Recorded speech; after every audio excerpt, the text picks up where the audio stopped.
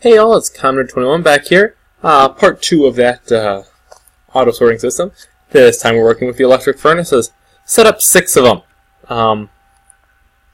So we'll get going on that. Last video I showed you how to do the macerators. The output from that I'm sending here. Then into this. I'm really sorry about that.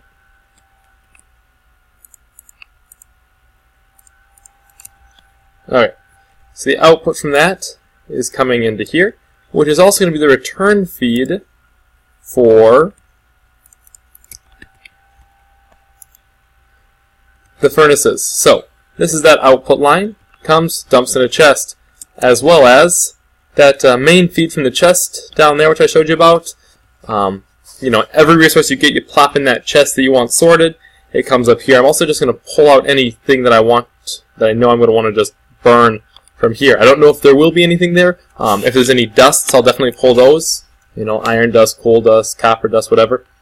And pull those. So everything that was macerated, which is pretty much just, iron, coal, copper, all those resources, plus anything that already was macerated, which I'm not expecting there to be much of any, I'll probably throw fish and potatoes and that kind of thing in here. That way they get cooked automatically. So, those go into the chest. Set up our redstone engine here off that chest. Just going to run them like this through these into the insertion transport pipes. Across into the next one. Over. Got a comment already on this video. Someone's like, what the heck are you doing here, dude? Why aren't these pipes connecting? That is because they are stone and cobblestone transport pipes. The nice things about those is they don't connect to each other. So it allows you to make some pretty dense pipage with, very minimal transfer. So, instead of just going with, iron transport pipes down the line, like a 2x2 of iron transport pipes where they're all just set to, keep going straight, you can do this. So essentially it just jumps and it feeds into all of them here by jumping over and going literally just right next to other pipes. Something, you could have done over here, but I opted out of. I figured I'd save that for the next one. Another tidbit for those of you who hung around. So the one thing I have not yet done is connected that, what's left after that, back up to this, but I'll just run it up into the ceiling and over. Then I've got all the outputs of these linked up.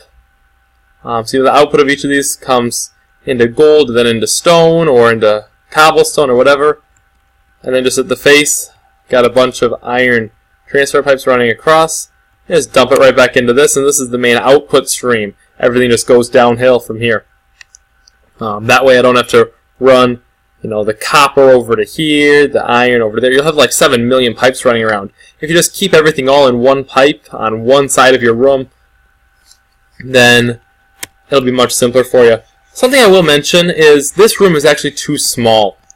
3 machines wide is not that much, and especially if I'm gonna, do everything with computers here so it's auto-mandated, and you've got the side chest here and everything, it's just not big enough. If you're doing this in your mine, great, you can always just, mine out areas, but you're gonna want to go a lot wider than this. I don't know exactly how wide this room is. Well, 3, 4, 5, 6, 9, 10, 11, 12, 13. It's 14 blocks wide. I'd probably go 30 if I did this again. You can go, you can get 6 machines wide, which is what I'm doing here with the furnaces. So I've got room to add stuff. If I decide, I want to add a macerator, I can't. The only way I can upgrade is by swapping in a rotary macerator or an induction furnace. I can't just, say, okay, time to upgrade. And that'll make everything fit together a little bit more snugly and neatly. I'm not going to have an easy walkway front to back along here because of how this is set up. And, so be it. I can, make another way in. But, things like this usually don't work right the first time. You end up getting stuff stuck and whatever else. All of a sudden, for some reason, your fish are ending up in a macerator. And they're just going to sit there because macerators don't know how to make fish bones. So, that's all I've got on this one. Just that quick tidbit on how to set up the furnaces after you've got a macerator set up. or if you've already got just dust coming to it. So remember, this one will pull out like dust, fish that you want to cook, potatoes you want to cook, anything else you're either going to want to cook, because these furnaces work as a furnace. And it'll just plop them in there. We'll pump them all out of the chest. I mentioned this in my other video. If you guys aren't setting up a computer to manage all this stuff for you, I'm setting up a computer that is going to, based off how much power I've got, it's going to turn on and off different pieces of equipment. If I've got no power left, just 1 MFE here, I'm only going to have, I'm definitely going to turn off the mass fabricator, turn off the recyclers, turn off the macerators. I'll probably leave the furnaces running, turn off the compressor. There's nothing essential there, that kind of thing, just until my power source here can catch up. If you haven't seen my power source video, check it out. It's a great way to get some free power. Geothermal, pumping lava out of the nether into these geothermal generators, and then just producing tons of juice off of that. I'm going to stretch these generators all across the room here out to the wall and stack them too high as well. So definitely check out my video on that. I'll update you when I get the computer system up and going. But as of yet, next I think I'm setting up a compressors next in line and an extractor. So definitely tune in for that.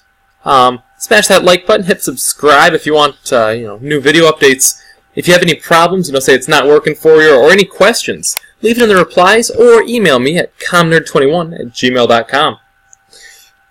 See you all next time.